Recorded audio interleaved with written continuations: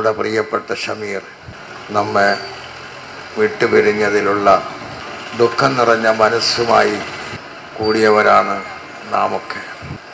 അദ്ദേഹത്തെ അറിയുന്ന ചില ആളുകളുമായിട്ട് ഞങ്ങൾ ബന്ധപ്പെട്ടപ്പോൾ 24, 25, 26 വയസ്സുള്ള ആ ചെറുപ്പക്കാരൻ ചെറുപ്പത്വത്തിൻ്റെ ചാബല്യങ്ങളൊന്നുമില്ലാതെ നന്മയുടെ വാഹകനായി തിന്മയെ ഉച്ചാടനം ചെയ്യുന്നതിന് വേണ്ടി പ്രവർത്തിച്ച ഒരു ധീരനായ പ്രവർത്തകനായിരുന്നു അദ്ദേഹം. ജീവിതത്തിലെ പ്രാരാബ്ദങ്ങൾ കൊണ്ട് അത് പരിഹാരം നേടുന്നതിന് വേണ്ടി ജീവിതവും തേടി മറുനാട്ടിലെത്തിയിട്ട് അവിടെ എന്തൊക്കെയോ ചെയ്ത് ജീവിക്കുന്നതിനിടയിൽ അദ്ദേഹം നാട്ടിൽ തനിക്ക് ജന്മം നൽകിയ മാതാവിനെയും സഹോദരങ്ങളെയും ഒക്കെ കാണുന്നതിന് വേണ്ടി വന്നിട്ട് 2-3 മാസമായി. അദ്ദേഹം ഇവിടെ അദ്ദേഹത്തിൻ്റെ വീട്ടിലേക്ക് പോകുമ്പോൾ മോട്ടോർ സൈക്കിള് റൈസ് ചെയ്ത് അദ്ദേഹത്തിൻ്റെ വാഹനത്തെയും കാറിനെയും ഒക്കെ ഉപദ്രവിക്കാൻ ശ്രമിച്ചപ്പോൾ അത് ചെയ്യരുത് മക്കളെ എന്ന് പറഞ്ഞതാണ് അദ്ദേഹം ചെയ്ത തെറ്റ്. അദ്ദേഹത്തിൻ്റെ ശൈലിയിലും സ്വഭാവത്തിലും അദ്ദേഹം പറഞ്ഞു, അങ്ങനെ ചെയ്യരുത്, അത് നല്ലതല്ല, അങ്ങനെയൊക്കെ ചെയ്താൽ ഭവിഷ്യത്തുകൾ അനുഭവിക്കേണ്ടിയെന്ന് സ്വാഭാവികമായി നമ്മളൊക്കെ പറയുന്നൊരു വാക്ക്.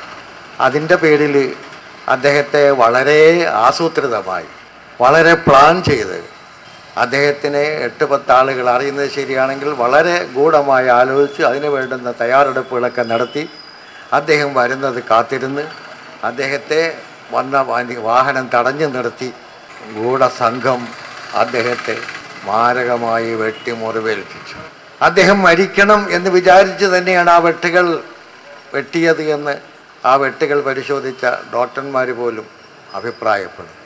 ഈ പയ്യന്മാരെ സംബന്ധിച്ചിടത്തോളവും നമുക്ക് മനസ്സിലായത് മറ്റൊരു വിഭാഗത്തിൽപ്പെട്ട ആളുകളോ വേറെങ്കിലും രാഷ്ട്രീയ പാർട്ടികളുടെ ആളുകളോ ആണെന്ന് ഞങ്ങൾക്ക് അഭിപ്രായമില്ല, അങ്ങനെ ഞങ്ങൾ മനസ്സിലാക്കിയിട്ടുമില്ല.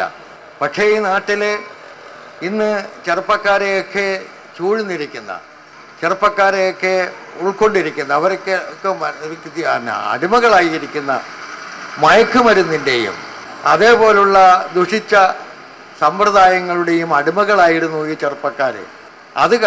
അതായിരുന്നു അതിൻ്റെ ഒരു ഗൂഢസംഘം ഈ നാട്ടിൽ ഉണ്ടായി എന്നുള്ളതാണ്.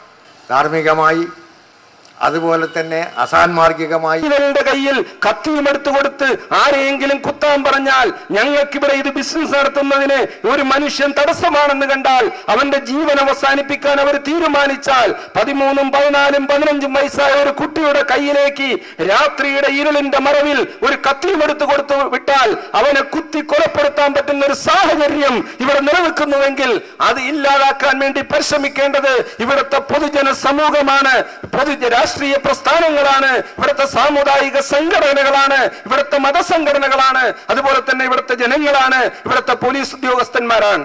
അതുകൊണ്ട് തന്നെ ഇതിന് വളരെ കൃത്യമായി പോപ്പുലർ ഫ്രണ്ട് ഓഫ് ഇന്ത്യക്ക് പറയാനുള്ളത്, ഇവിടുത്തെ പോലീസ് ഉദ്യോഗസ്ഥന്മാരോട് പറയാനുള്ളത്, ഇതിന്റെ പ്രതികളെ വളരെ പെട്ടെന്ന് തന്നെ അറസ്റ്റ് ചെയ്ത് അവരെ തുറങ്കലിലടച്ചില്ല എങ്കിൽ ശക്തമായ സമര പരിപാടിയുമായി പോപ്പുലർ ഫ്രണ്ട് ഓഫ് ഇന്ത്യ മുന്നോട്ട് പോവുക തന്നെ ചെയ്യും. ഞങ്ങളുടെ സഹോദരൻ നഷ്ടപ്പെട്ടതിന് ഞങ്ങളെ സംബന്ധിച്ചിടത്തോളം ഞങ്ങൾ പോലീസിൽ നിന്ന് നീതി പ്രതീക്ഷിക്കുന്നു. അത് കിട്ടുമോ എന്ന് ഞങ്ങൾ അവസാനം വരെയും പ്രതീക്ഷിക്കും. അതല്ലാത്ത ഒരു വാക്ക് ഞങ്ങൾക്ക് ഈ ജംഗ്ഷനിൽ നിന്ന് പറയേണ്ടി വരുന്ന ഒരു സാഹചര്യം ഇവിടുത്തെ പോലീസ് ഉദ്യോഗസ്ഥന്മാർ ഉണ്ടാക്കരുത് എന്ന് അടിസ്ഥാനപരമായി അടിവരയിട്ടുകൊണ്ട് തിരുവനന്തപുരം ജില്ലാ ജനറൽ സെക്രട്ടറി എന്നുള്ള നിലയിൽ ഞങ്ങൾ ഇവിടെ പ്രഖ്യാപിക്കുകയാണ്. ഇത് ഇവിടുത്തെ പോലീസ് ഉദ്യോഗസ്ഥന്മാർ കുറിച്ചു വെച്ചുകൊള്ളണം. ഞങ്ങൾ ആരോടും ഇത് പറയാറില്ല, മറിച്ച് നിങ്ങളൊരു കാര്യം ചെയ്യണം, ഇതിന് നിങ്ങൾക്കൊരു പരിഹാരം കാണണം. ഞാൻ എന്റെ വാക്കുകൾ ഉപസംഹരിക്കുന്നു. അതുകൊണ്ട് ഇത് അവസാനിക്കേണ്ടതുണ്ട്. അതിനുള്ള എല്ലാ ശ്രമങ്ങളും നിയമപാലകർ നടത്തുമെന്ന് തന്നെ നമ്മൾ പ്രതീക്ഷിക്കുന്നു. ഈ നാടിനും ഈ പ്രസ്ഥാനത്തിനുമുണ്ടായ നഷ്ടം ഒരിക്കലും നികത്താൻ കഴിയുന്നതല്ല.